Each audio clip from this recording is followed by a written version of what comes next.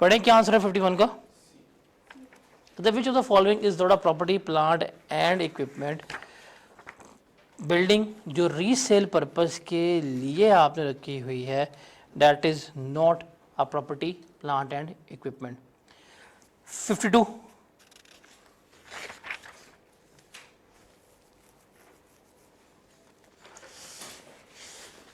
बताएं.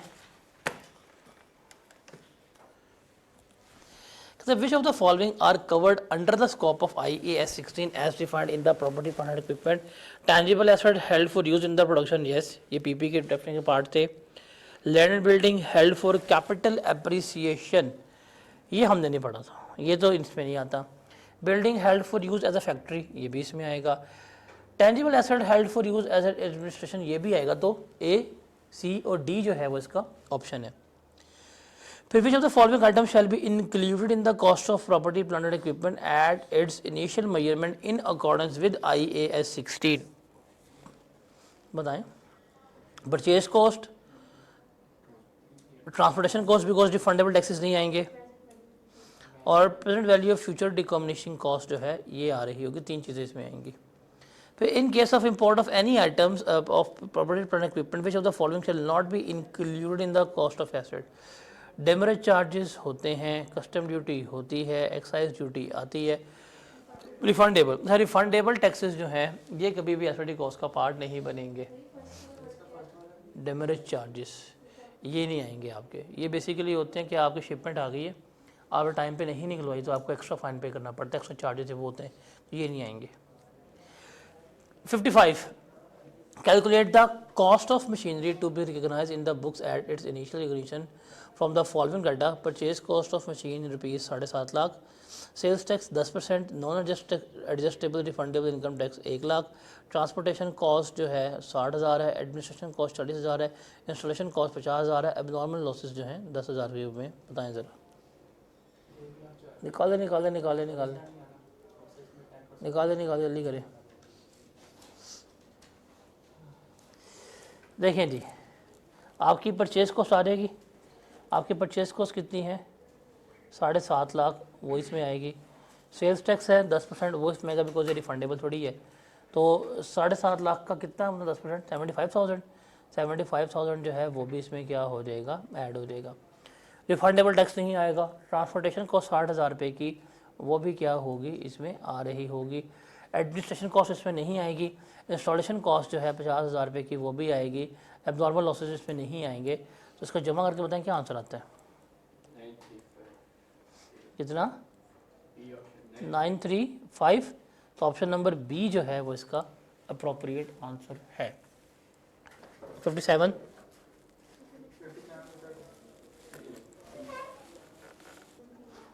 which of the following subsequent expenditure is likely to be capitalized in the context of vehicle?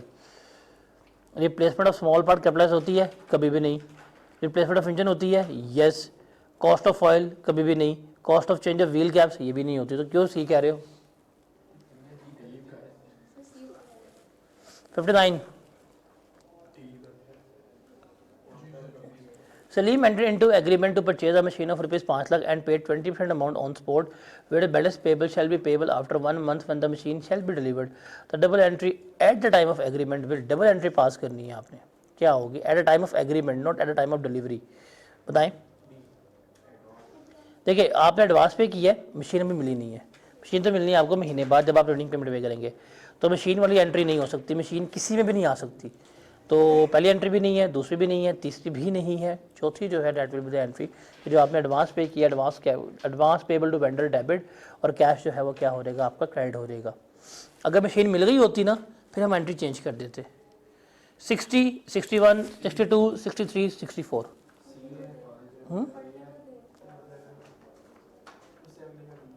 60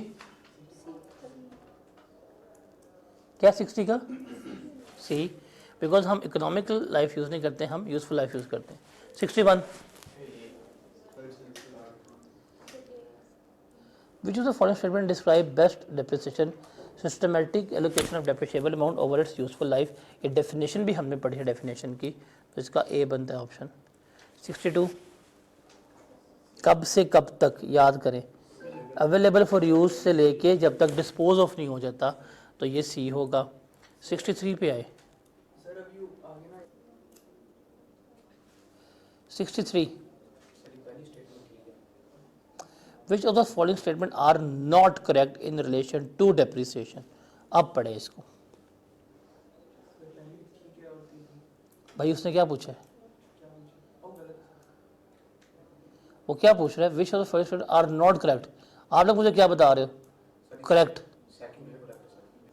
Accumulated depreciation shall be charged or expense in the statement of comprehensive income, ये नहीं होती। Accumulated depreciation की entry क्या होती है, वो सिर्फ net assets के लिए लिखते हैं, बैलेंस शीट में जाती है। डेप्रिसिएशन एक्सपेंस तो वो है जो जाएगा फॉर द ईयर। तो पहली एक गलत है, ये नहीं होना चाहिए। दूसरी वाली लाइन ठीक है, Accumulated depreciation shall be recognized as asset in the statement of financial position। बताएं, एसेट तो नहीं है, नेट एसेट होता है, मैंने कॉन्ट्रा एसेट होता है, आपको बताया भी था, लिखवाया भी था। Provision for doubtful debt, provision for inventory, depreciation, ये सारे कॉन्ट्रा एसेट होते हैं, एसेट्स नहीं होते। एसेट्स तो इंक्रीज होते हैं, तो हम डिक्रीज कर रहे होते हैं लिख के, तो ये भी गलत है। Depreciation shall be recognise as asset, नहीं, ये आपका एक्सपेंस होता है। तो सिर्फ बी ठीक थी, 3 गलत थी इसमें। हाँ जी, ए भी ठीक है, बी भी ठीक है, डी भी गलत थी। 64 65 पे हैं जी, 65।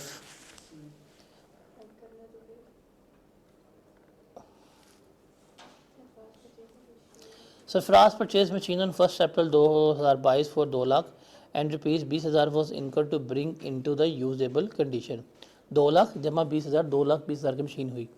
The estimated useful life of the asset was determined 10 years with rupees 5,000 as residual value. What will be the correcting entry for recording the depreciation for the year ended 31 December 2022 using straight line method? तो निकालें। देखिए, 2,20,000 रुपये की है इसकी cost, minus करें 5,000, आगे इसकी डेप्रिशिएबल अमाउंट, डिवाइड करें इसको 10 के ऊपर, डैट इज़ यूज़फुल लाइफ। अब ये फॉर द ईयर नहीं है, ये आपने अप्रैल में ली है। अप्रैल, मई, जून, जुलाई, अगस्त, सितंबर, अक्टूबर, नवंबर, दिसंबर, मल्टीप्लाई करें 9/12 से, आपके पास आ रही है डेप्रिसिएशन कितनी बनती है, 9 महीने की डेप्रिसिएशन कितनी आएगी, क्या होगी, 16,125। तो डेप्रिसिएशन एक्सपेंस डेबिट और एक्यूमुलेटेड डेप्रिसिएशन क्या हो जाएगी हमारी, क्रेडिट हो जाएगी। ऑप्शन सी जो है वो इसका करेक्ट ऑप्शन है। 66 machine was purchased by Ramesh for 6 lakh and its residual value was estimated at 10% of cost of an asset with a useful life of 6 years. Ramesh intends to use reducing balance method to depreciate its machine. What will be the depreciation rate? Rate निकालना है आपने, हमने formula इसका पढ़ा हुआ था। 8 is equal to 1 minus useful life, इसकी यहाँ पे 6 साल है। स्क्रैप वैल्यू इसकी आ रहेगी, इसका 10% लिया, 60,000 आ गया। 60,000 को डिवाइड किया आपने कॉस्ट पे, डैट इज़ 6 लाख। सॉल्व करें, मल्टीप्लाई बाय 100 करेंगे, आपके पास आने का रेट कितना बनता है, 31 पॉइंट। तो अप्रॉक्सीमेटली 32% जो है इसका रेट बन रहा है। 67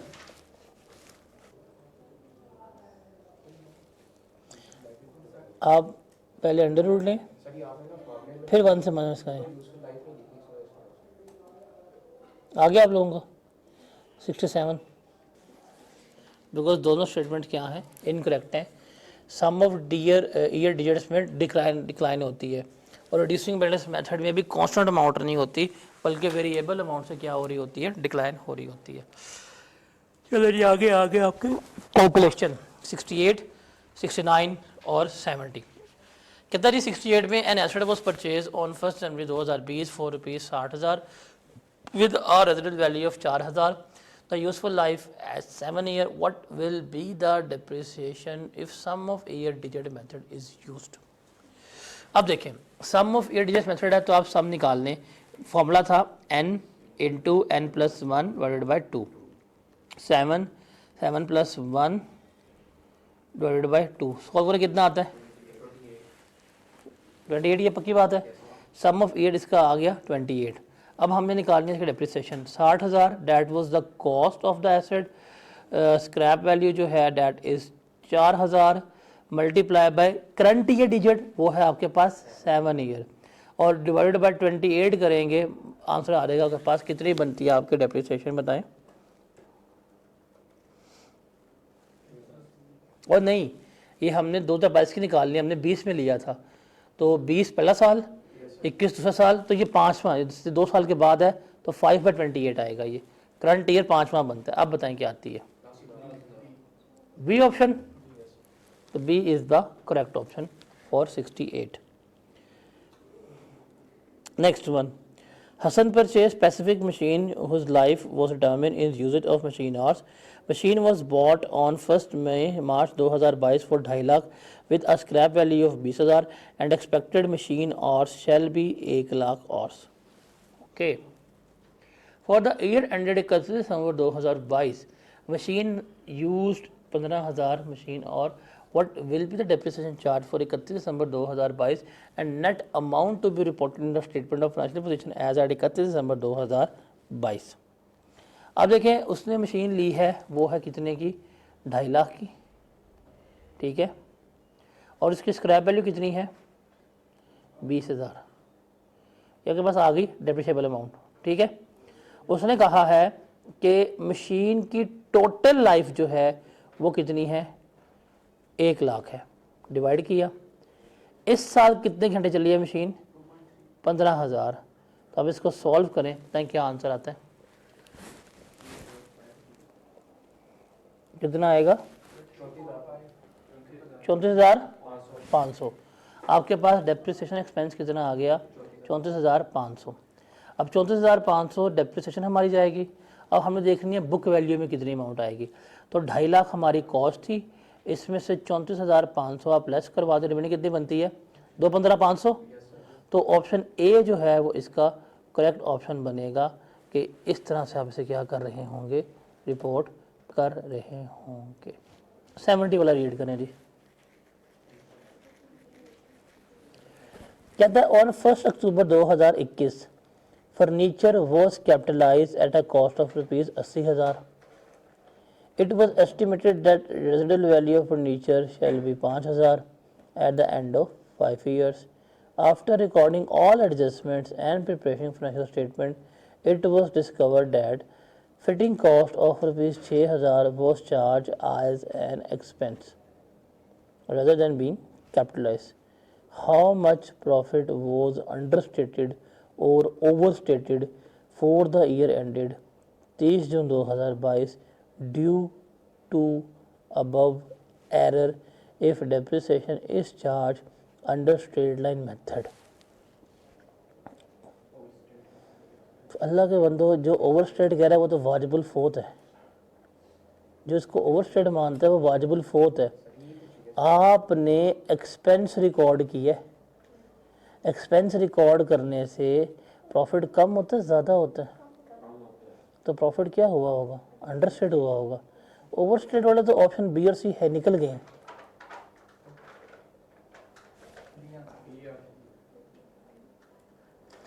ओवर स्टेट क्यों आ रहा माइंड में, इतनी लॉजिक काम नहीं करती आप लोगों की कि भाईजान ओवर स्टेट हुआ है आपका कि अंडर स्टेट हुआ है। एक्सपेंस रिकॉर्ड करोगे एक्सपेंस ज़्यादा होगा, एक्सपेंस ज़्यादा होने से प्रॉफिट कम होता है, प्रॉफिट ज़्यादा होता है। एक्सपेंस रिकॉर्ड कर लिया, पहले एक्सपेंस वो नहीं था, अब आपका एक्सपेंस रिकॉर्ड होने से ज़्यादा होगा कि कम होगा, एक्सपेंस बढ़ेगा प्रॉफिट क्या होगा कम होगा, सिंपल सी बात है। अब सवाल है कि 6,000 कैसे आएगा और 5100 कैसे आएगा। पहला लग गया ना पता कि अंडर स्टेट है ओवर स्टेट नहीं है, एटलीस्ट ये तो नहीं करें। अब गलती के चांसेस है 2 में से, अब है आपका 50% प्रोबेबिलिटी, पहले 4 में से होती है आपके 25% प्रोबेबिलिटी, अब हो गया 50-50। अब आप देखें 6,000 था, किधर गया है, 6,000 था आपका एक्सपेंस, आपने उस एक्सपेंस को क्या किया रिवर्स कर दिया। जब 6,000 को रिवर्स किया 6,000 आपका ऐड बैक हो गया, ठीक है। लेकिन जब आपने 6,000 ऐड बैक किया तो फर्नीचर की कॉस्ट जो है वो 80,000 से बढ़ के क्या हो गई है, 86,000 हो गई है। ऐसे ही है, जब 6,000 से फर्नीचर बढ़ेगा तो उसकी डेप्रिसिएशन भी क्या होगी, 6,000 से बढ़ेगी। तो जो 6,000 आपने ऐड बैक किया, इस 6,000 की निकालें डेप्रिसिएशन। 6,000 लाइफ थी 5 साल और ये हुआ अक्टूबर नवंबर दिसंबर मल्टीप्लाई बाय 9/12। एक्स्ट्रा डेप्रिसिएशन कितनी आएगी फर्नीचर की, ज़रा बताएं। 900। अब 6,000 से आप एक्सपेंस कम कर रहे हैं और 9,900 से एक्सपेंस क्या करेंगे, ज़्यादा कर देंगे। तो इसमें से 900 आप लेस करवा दें, नेट आंसर क्या आएगा, 5100। इतने से आपका प्रॉफिट जो है अंडर स्टेट था वो क्या हो जाएगा, रिवर्स हो रहा होगा। एक एंट्री है उस एक्सपेंस को रिवर्स करने की, वो होते फुल अमाउंट से। लेकिन जब आपने एक्सपेंस को रिवर्स किया, वापस किस में किया, एसेट की कॉस्ट में ऐड किया। तो जब एसेट की कॉस्ट में ऐड किया, एसेट की वैल्यू बढ़ गई है। अब एसेट की अगर वैल्यू बढ़ी है तो डेप्रिसिएशन में क्या होगी, बड़ी होगी। और अगर डेप्रिसिएशन इंक्रीज होती है तो प्रॉफिट क्या होता है, कम होता है। 71वें पे आए, ये भी बड़ा मुश्किल है। Property plant and equipment of Bashir and co showed a balance of rupees 3,36,000 net of accumulated depreciation of 1,14,000। उससे बैलेंस दिया है 3,36,000 का, इसमें से डेप्रिसिएशन लेस है 1,14,000 की। आप जमा करेंगे, आपके पास कॉस्ट आ जाएगी, टोटल कितनी बनती है। As at 1 January 2022 opening balance है। और 1 April 2022 an addition was made in BP at ₹115 including installation of 12,000। Bashir and co normally depreciate its PPE at 20% reducing balance method. What will be the depreciation charge for the year end 31 December 2022। अब देखें, बड़ी simple सी बात है। आपने जो नया asset लिया है वो कितने का लिया है, 1,15,000 का। 1,15,000 का नया एसेट है, इसमें आप ऐड कर दें 12,000 कॉस्ट, ये कितने का पड़ा होगा आपको, 1,27,000 का। इसके ऊपर रेट लगाएं 20% डेप्रिसिएशन, और ये आपने कब लिया है, अप्रैल में।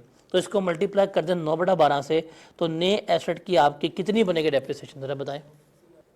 127 इंटू 20% इंटू 9/12, ये है नए एसेट की डेप्रिसिएशन जो आपने फॉर द ईयर लिया है। कितना आता है बताएं ज़रा। ओ सॉरी, ये 12,000 ऐड नहीं होगा, ये इंक्लूडेड है। 1/15 में 12,000 शामिल है। उसने कहा है 1/15 में 12,000 शामिल है, तो दोबारा ऐड नहीं करेंगे। 1/15 इसका हम लेंगे 20%, और चूंकि हमने फॉर द ईयर लिया है, ड्यूरिंग द ईयर लिया है। अब बताएं कितनी आती है, 1/15 12,000। ये है उस एसेट की जो हमने फॉर द ईयर लिया है। अब है मेरे पास ओपनिंग एसेट्स, मुझे उनकी बुक वैल्यू ही चाहिए और मुझे ओपनिंग बुक वैल्यू ही गिवन है, वो कितनी है, 3,36,000। इसके ऊपर रेट लगाऊंगा, रेट मेरा कितना होगा, डेट इज़ 20%। मेरे पास आ जाएगी डेप्रिसिएशन कितनी बनती है,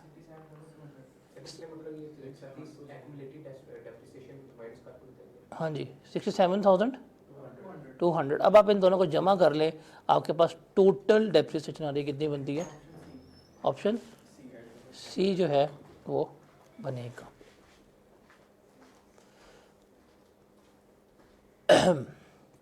72.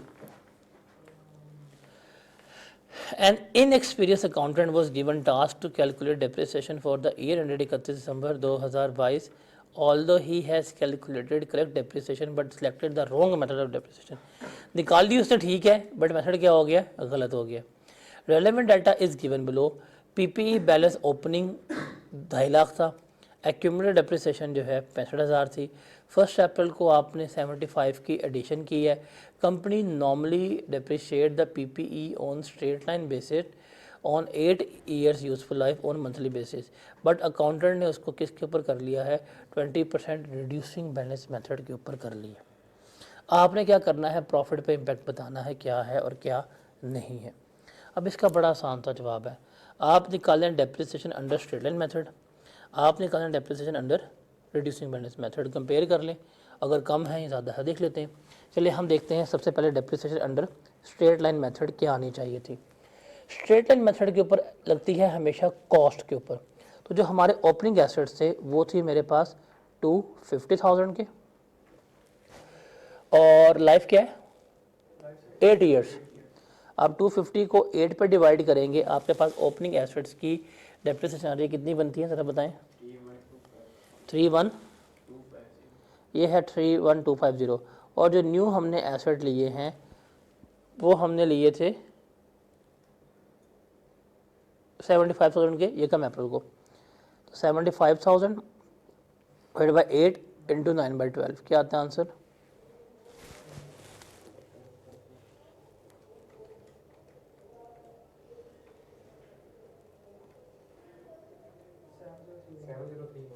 सेवन जीरो 31250 जमा 731, तो इसको जमा करें अंडर स्ट्रेट लाइन मेथड, क्या डेप्रिसिएशन आनी चाहिए थी? 38,281, ये डेप्रिसिएशन आनी चाहिए थी अंडर स्ट्रेट लाइन मेथड। इसने रिकॉर्ड किया है अंडर WDV। अब WDV में आप इसकी निकालें डेप्रिसिएशन कितनी आती है। उसने आपको बताया है 2.5 लाख रुपया जो है ओपनिंग कॉस्ट थी, 65,000 जो है एक्यूमुलेटेड डेप्रिसिएशन थी। WDV कितनी बनी आपकी? 185 के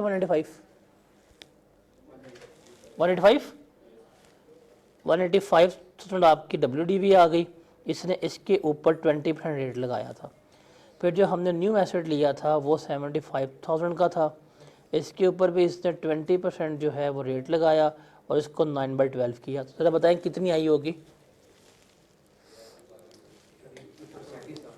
ऊपर आ गई 37,000, नीचे वाले की 11,250।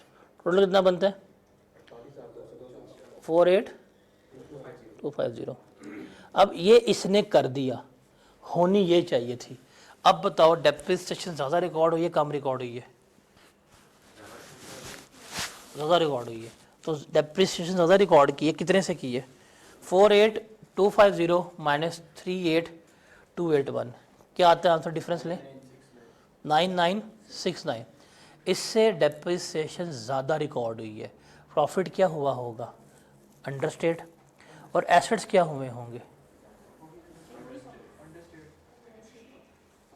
अगर डेप्रिसिएशन ज़्यादा हुई है तो प्रॉफिट भी कम हुआ होगा और एसेट्स जो हैं वो भी क्या हुए होंगे? कम हुए होंगे। तो आई गेस ऑप्शन सी जो है वो इसका करेक्ट ऑप्शन बनता है। उसका मतलब 9969 से बाहर है।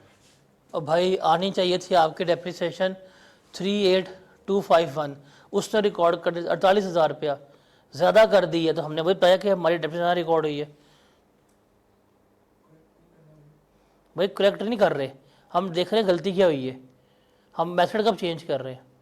मेथड चेंज हो तो वो एक अलग सवाल है, यह मेथड चेंज नहीं हो रहा। यहाँ पे उसने गलत काम किया है, होना ये चाहिए था, उसने कर वो दिया है, डिफरेंस निकाला कि भाई ये इससे हुआ है इस तरह से, सिंपल। 73 देखें, आई गेस ये तो अब कर लेंगे जल्दी से। 74, the plant equipment in the record of अम्बेड co represented the following data. Cost of plant है, उसने वो गिवन की है 2.5 लाख रुपया। 1 जुलाई 2021 को ये परचेज हुआ था, 1 अप्रैल 2020 को। दिसंबर 2021 को अमजद को परचेज अनदर इक्विपमेंट 1.5 लाख का। अमजद को depreciate plant equipment at 20% reducing balance method, the depreciation for the year shall be. अब देखें ये सवाल मजे के, पढ़े ज़रा, ये सवाल मजे के। क्यों? इसमें आपको चाहिए कैरिंग वैल्यू, उसकी बेस पे क्या निकलनी है आपकी डेप्रिसिएशन जो है वो कैलकुलेट होनी है। ज़रा पढ़ें। और चाहिए 2022 के लिए, उस तक डाटा शुरू किया हुआ आपसे 2020 का लेके। उसने परचेज़ की जगह अप्रैल को, उसी वक्त उसने इस्तेमाल करना शुरू कर दी। तो 20 का ईयर एंड कब हुआ? अप्रैल मई जून, 3 महीने का, तो 3 महीने का डेप्रिसिएशन आई। अगले फिर साल की, अब अगले साल की आएगी। क्या हो गया है? कन्फ्यूजन तो अच्छा। वो कहाँ उसने लिखा है कि मैंने इसको इस्तेमाल अगले साल की है? कहाँ लिखा है बता ज़रा भाई, खाली परचेज के मुझे अलावा बता कहाँ लिखा है कि वो अगले साल इस्तेमाल कर रहे हैं। जब परचेज हुआ इसका मतलब इस्तेमाल करना शुरू हो गई। अब देखें इसमें हमें चाहिए 2022 के लिए। पहले आएगा हमारे पास डाटा 2020 का। ये एक अच्छा सवाल है, ये मेरे ख्याल चीमा साहब ये करवाने आए थे, है ना?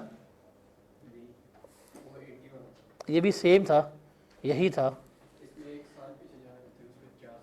अच्छा, अब 20 की निकालने डेप्रिसिएशन पहले, क्योंकि मैलेस है रिड्यूसिंग बैलेंस मेथड होता ना। अगर स्ट्रेट लाइन तो मसला नहीं था, रिड्यूसिंग बैलेंस मेथड है। तो 250 का हमने लिया था, 250 का हम लेंगे 20% और अप्रैल में जून 3/12 करेंगे, आपके पास आ जाएगी 3 महीने की डिप्रिसिएशन। बताएं कितनी आती है? 12500, ये आ गई 2020 के एंड पे। अब आ गया मेरे पास 2021 और मेरे पास ओपनिंग जो है था कॉस्ट वो 2.5 लाख थी, चूँकि WDV मेथड है। पिछले साल की डेप्रिसिएशन 12,500 मैंने लेस करवाई। अब जो रिमेनिंग आएगा उसका मैं लूँगा 20%। क्या जवाब आएगा? 237,500। ये डेप्रिसिएशन है, ये नहीं, गलत है। 250,000 माइनस 12,500 मल्टीप्लाई बाय 20%, क्या? 49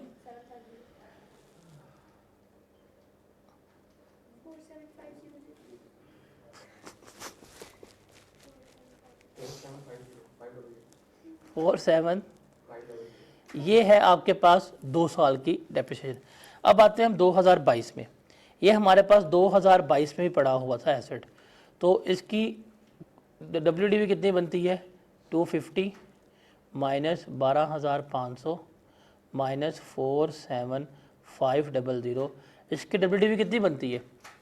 2.5 लाख माइनस 12,500 माइनस 47,500,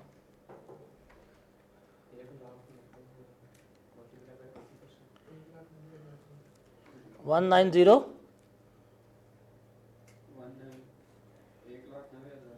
पूरा। ये है इसकी WDV 2022 के लिए। इसका आप लें 20%, क्या आता है? कितना? 38,000। ये तो आ गई डेप्रिसिएशन उस एसेट की जो हमारे पास 2020 से चलता आ रहा है। एक हमने एसेट लिया 1 दिसंबर को, इसको भी तो हमने कैलकुलेट करना है। ये है 1.5 लाख का, तो दिसंबर जनवरी 7 महीने आएंगे। इसको 7/12 करें और मल्टीप्लाई करें 20% से, क्या आती है? 17,000।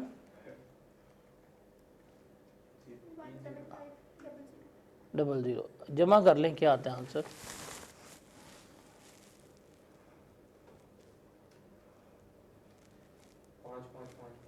Option A.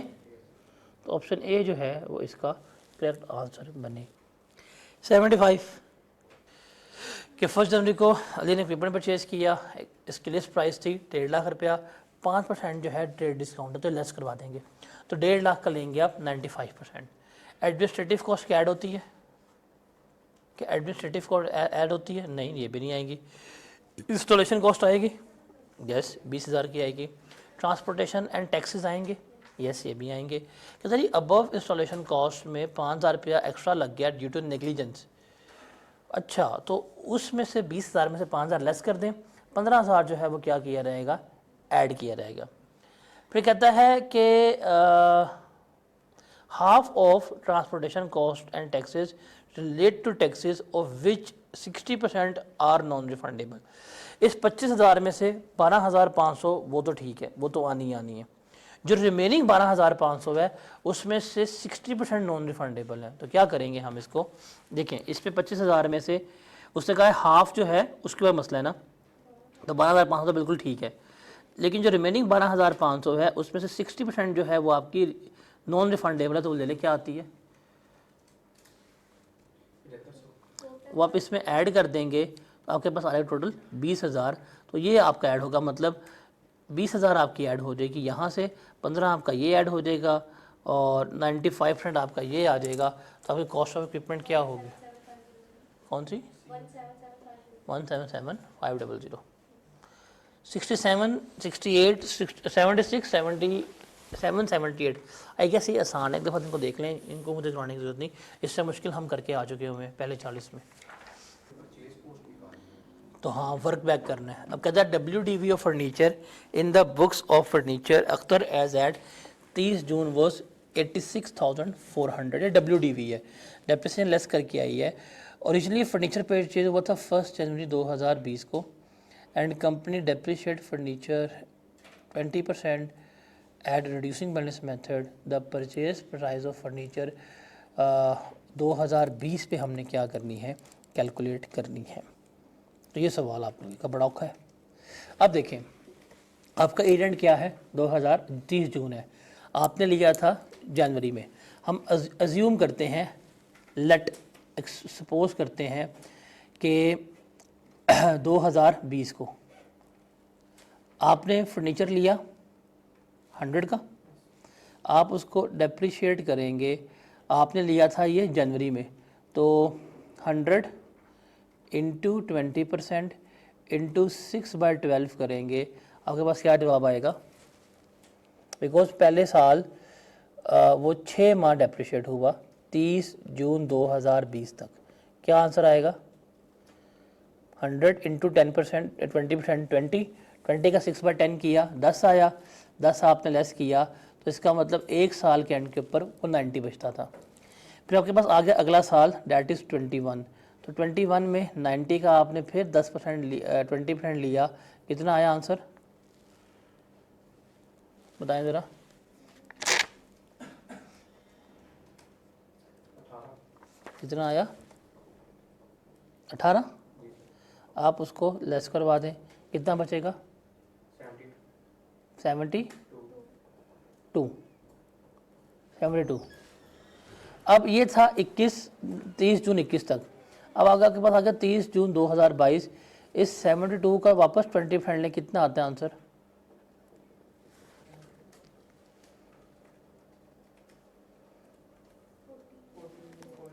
14 पॉइंट। ये लेस करवाएं, क्या आता है आंसर?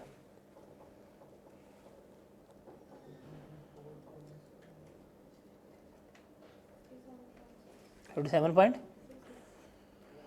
अब देखें ध्यान से, ये आपके उसने बुक वैल्यू दी है जो 86,400 है। अगर ये एसेट हमने लिया होता 100 रुपये का, तो पहले साल डेप्रिशिएट होके 90% बचना था, दूसरे साल डेप्रिशिएट होके 72% बचना था, और तीसरे साल 30 जून 2022 से कितना बचा है? 57.6। इसका मतलब ये 86,400 जो है ये किसको शो कर रहा है? 57.6% को शो कर रहा है। आप इसको इस पर डिवाइड करें, आपके पास 100% वैल्यू आ जाएगी। कितनी बनती है? तो ये वर्किंग बैक है, मैथमेटिकली करनी होती है आपने बस।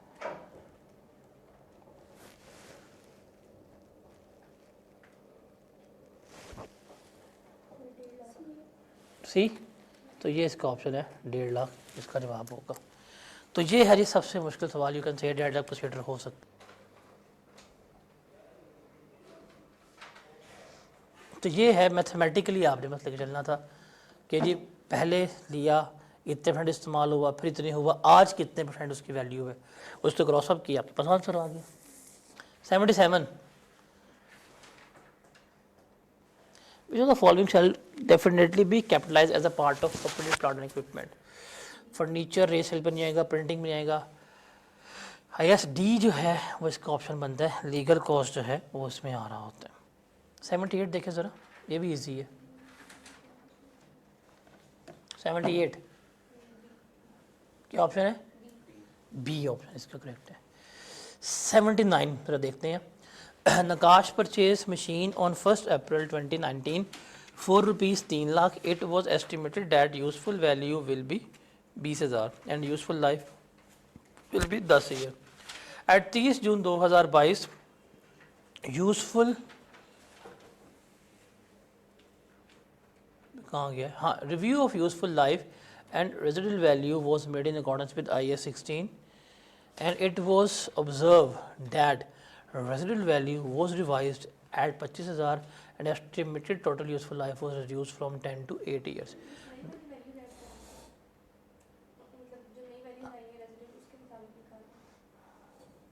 ऐसे नहीं होता, आपने क्या करना है, अब इसको नए एस्टिमेट्स के ऊपर डेप्रिशिएट करना है। लेकिन आपको उस दिन का क्या चाहिए? आपको उस दिन की कैरिंग वैल्यू चाहिए जब आपने नया लेके चलना है। अब ये सारा कुछ कब हुआ है? 2022 में। तो आपको चाहिए कैरिंग वैल्यू, तो आप क्या करेंगे? 19 की निकालें डेप्रिसिएशन, 20 की निकालें डेप्रिसिएशन, 21 की निकालेंगे डेप्रिसिएशन, तो कॉस्ट माइनस 3 ईयर्स की डेप्रिसिएशन करेंगे, आपके पास आ जाएगी कैरिंग वैल्यू।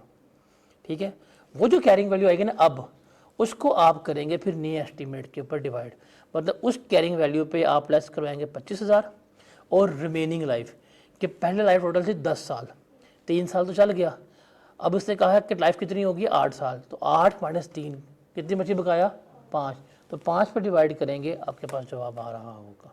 तो ये एस्टिमेट्स चेंज करते हैं हम, इसमें ऐड नहीं करना सिर्फ। 80 को देखिए, क्या बनता है 80 का डी। 81 ये वही अंडरस्टेड ओवरस्टेड वाला चीज़ है, ध्यान से पढ़ना ज़रा। सेम क्वेश्चन है, अभी जो हम बढ़ के आए हैं सेम वो क्वेश्चन है। अभी हमने देखा था straight line and reducing balance method, यहाँ पे है सम ऑफ ईयर डिजिट और रिड्यूसिंग बैलेंस मेथड। सेम सवाल है, मेथड भी सेम है, कोई डिफरेंस नहीं है। आई गेस ये तो होना चाहिए। 82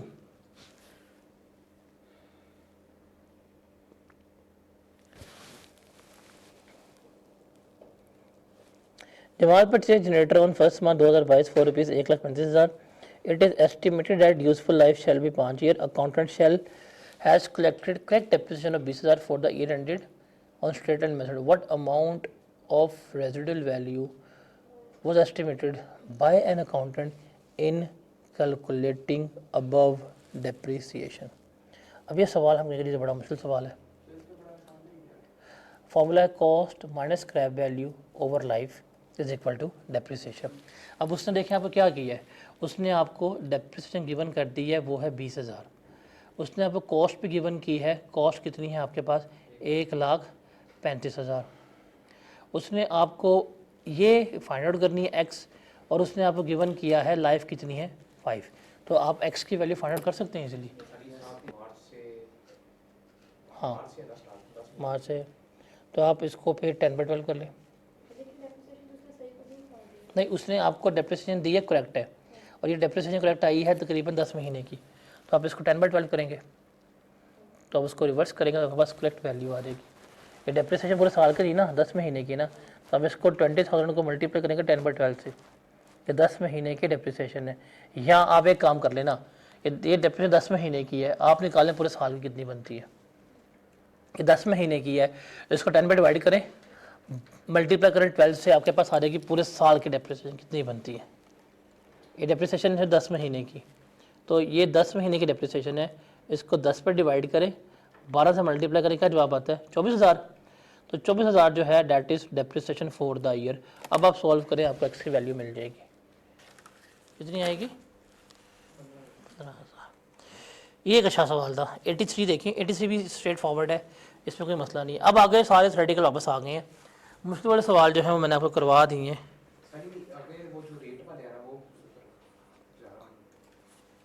हाँ कर लेते हैं।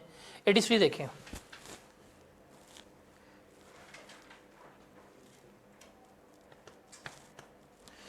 WDV of machine as at 30th June was 1 lakh based on sum of years digit method with estimated useful life of 8 year। Cost of machine बतानी है 83 की क्या बनेगी। आपने लिया था ये 1 जुलाई 2019 को, वही तरीका जब ये निकाला है 100 वाला, उससे निकालें, आपके पास आ जाएगा कितने परसेंट ये डेप्रिशिएट हो चुकी हुई है। उसकी बेसिस पे आप क्या कर सकते हैं, इसे कैलकुलेट कर सकते हैं। अब ये 19 पूरा साल चली है, 19 से 20 1 साल, 20 से 21 2 साल, और 21 से 22 3 साल, ये 3 साल डेप्रिशिएट हो चुकी हुई है। अब आप इसको सम ऑफ ईयर डिजिट से निकालना चाहें तो इसकी लाइफ है 8 ईयर्स, तो 8 × 8 + 1 / 2 करें, कितना आता है 9 नहीं, क्या आएगा इसका आंसर 36। सम ऑफ ईयर बनेगा इसका 36। अब हम लेते हैं फॉर एग्जांपल लेट एक्स, इस तरह का सवाल बना आप कर लें, let X is equal to 100। Year 1 है आपके पास 2020, 20 में आपके पास था 100, डन हो गया, और आपको स्क्रैप वैल्यू कुछ नहीं पता, इसको मल्टीप्लाई कर दें, डैट वॉज 8 / 36, क्या जवाब आता है बताएं ज़रा। 22.22। तो फिर ईयर 21 पे आए, 100 मल्टीप्लाई बाय 7/36, क्यों सबर तो कर 19.44 और 22 पे आए 100 इंटू 6 इंटू 36 16.66। ये डेप्रिसिएशन आपकी इस्तेमाल हुई 3 सालों की। अब आप देखें टोटल कॉस्ट थी 100, इसमें से लेस करवाएं, ये एक्यूमुलेटेड डेप्रिसिएशन कितनी बनती है 22.22 19.44 प्लस 16.66 इतना 41.68, इतना ये इस्तेमाल हो गया। वह 41.68 लेस करो रेवेन्यू कितना बनता है ये 58 पॉइंट रिमेनिंग आंसर 41 तो इसका मतलब ये 1 लाख शो कर रहा है 41.68% को। ग्रॉसअप करें, आपके पास आंसर आ रहा है कितना बनता है। राउंड अप का मसला होगा वो देख लीजिएगा। ये 41.68% को शो कर रहा है। आज की कैरिंग वैल्यू कितने बराबर आ रही है 41.68% को। क्रॉसअप करेंगे आपके पास आंसर आ जाएगा। तो इस तरह का सवाल मैथमेटिकली किया करें, इसमें अकाउंटिंग से ज़्यादा मैथ्स इन्वॉल्व होती है।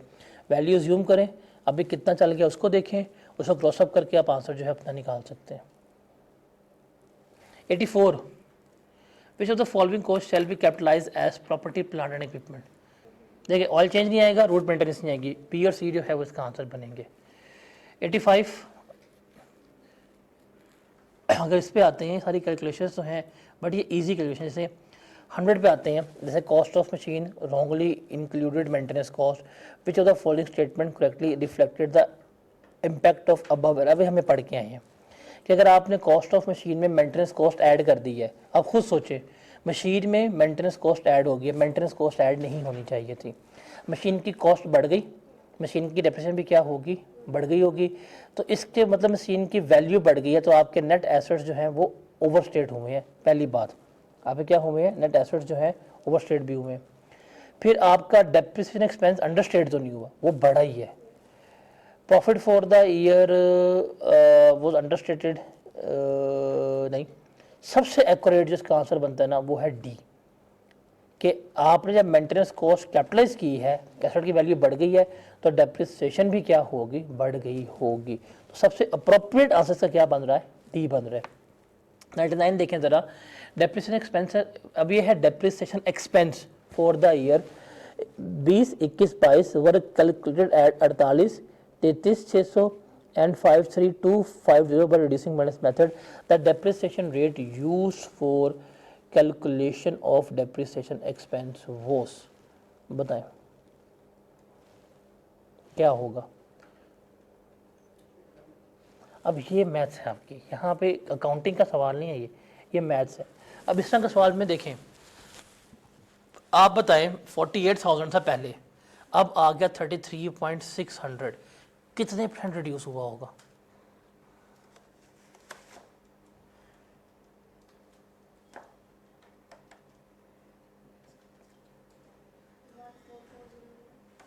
नहीं कंपेयर करो ना, कितने % रिड्यूस हुए। 48 में 48 का कितने % लिया तो जवाब 33.60 आ गया। एक एक्स अमाउंट है, उसकी हमने कोई एक्स % ली, ठीक है, तो आंसर आया मेरे पास 33.600, ठीक है। अब मुझे यहाँ पे अमाउंट पता है डैट इज़ 48,000, परसेंटेज में निकाल लेता हूँ x divided by 100 is equal to 33.6। अब देखें कि हमने 48,000 का क्या लिया 70% लिया, तो मेरे पास जवाब क्या आ रहा है 33.60। अब सिमिलरली 33.60 का 70% लेके आंसर आ रहा है 23,520 आ रहा है। इसका मतलब हम हर साल 30% से रिड्यूस करवा रहे हैं। किससे करवा रहे हैं 30% से। तो what is the depreciation rate 30%। Common sense mathematics. 98 Zahid bought specialised vehicle on 15 January 2021 for 1 million. It was estimated that scrap value 1 lakh है, यूजफुल लाइफ 2 लाख यूनिट्स है। Units machine was put into use on 5 February 15,000 units were produced, total 55,000 units were produce during this. Depreciation expense तो निकाल लेंगे ना। अब ये units method है, वो जिस साल जितने यूनिट्स बनाएगा हमने उस पर निकालना है। अब देखिए आपके पास कॉस्ट जो है वो तो 1 मिलियन रहेगी, वो चेंज नहीं होगी। स्क्रैप वैल्यू 1 लाख है, वो कभी भी चेंज नहीं होगी। यूजफुल लाइफ जो है वो आपकी 2 लाख है, वो भी कभी चेंज नहीं होगी। जिस साल जितने यूनिट्स बनाए हैं मल्टीप्लाई करो, आपको डेप्रिसिएशन आ जाएगी। और ये यूनिट्स मेथड के ऊपर नंबर ऑफ मंथ से मल्टीप्लाई नहीं करना। ये जो आपके यूनिट्स मेथड है इसके ऊपर नंबर ऑफ मंथ से कभी मल्टीप्लाई नहीं करना, बिकॉज जब उसने बताया आपको उस पर उसने क्लियरली बता दिया हुआ है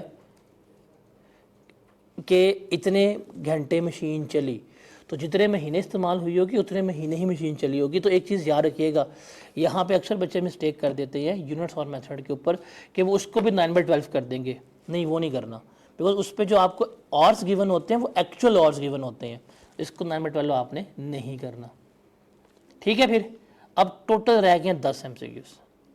ये तो करना बनते हैं आपके, एटलीस्ट उन 10 में से कुछ तो सीखें, कुछ तो चीज़ आपकी है। अब उस 10 में से एक और मैं कराया तो 9 रह जाएंगे। Which of the following is relation to nature of accumulated deficit. ये 9 रह गए हैं, और बताएं, एक और ढूंढ 8 करने दें मुझे। अगर बस कॉस्ट पे गिवन है, स्क्रैप वैल्यू भी गिवन है, डब्ल्यूडीवी गिवन है, 2020 का आपने एक्सपेंस निकालोगे भी निकलता।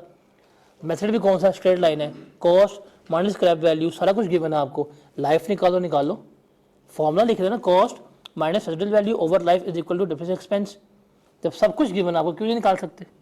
ऊपर मेथड भी स्ट्रेट लाइन है, चेंज भी नहीं होनी। और आपको बता दी इस तरह के मेथड में एज्यूम करें 100, पहले साल कितने % चल गई है, फिर कितने % इस्तेमाल हो गई है, फिर कितने % इस्तेमाल हो गई है, आपके पास आ जाएगा कैरिंग वैल्यू इतने % को शो कर रही है, उससे ग्रॉस अप करें, आपके पास डायरेक्ट आंसर आ जाएगा। तो मैथ इसमें फिर मैथ है, सोचें। अभी हमने 3 सवाल सिर्फ किए डब्ल्यूडीवी के ऊपर, हमें सिर्फ डब्ल्यूडीवी गिवन थी, हमने डब्ल्यूडीवी से कॉस्ट निकाली है, तो वहाँ पे क्यों निकाल रहे थे हम। हाँ, at the end of life, जब 5 साल पूरे हो जाएंगे, WDV is equal to scrap value. अब आप देख रहे हैं ये 50 MCQs जो आप लोगों ने बड़े मुश्किल समझे हुए थे, अभी हम कर रहे हैं हार्डली 1 या 2 है जिसमें मैंने देखा आप लोगों के ना अजीबो गरीब मुँह बने, बाकी सारे आपको समझ भी आ रही थी। तो प्रॉब्लम कहाँ पे आती है, रीडिंग में। सवाल को पढ़ें, सवाल में चीज़ चाहिए क्या है, सिर्फ उसको देखें, हो जाएंगे। तो पेपर के लिए बेस्ट ऑफ लक। आपका पेपर 13 को है, मैं 13 तक अवेलेबल रहूँगा, आप मुझे मैसेज कर सकते हैं, अफान भी है बीच में, आपको रिस्पॉन्ड करते रहेंगे हम। लेकिन 50 से 100 वाले MCQs हर चैप्टर के देखे जाना। तो तुझे लग रहा है वो तेरा मसला है, ठीक है।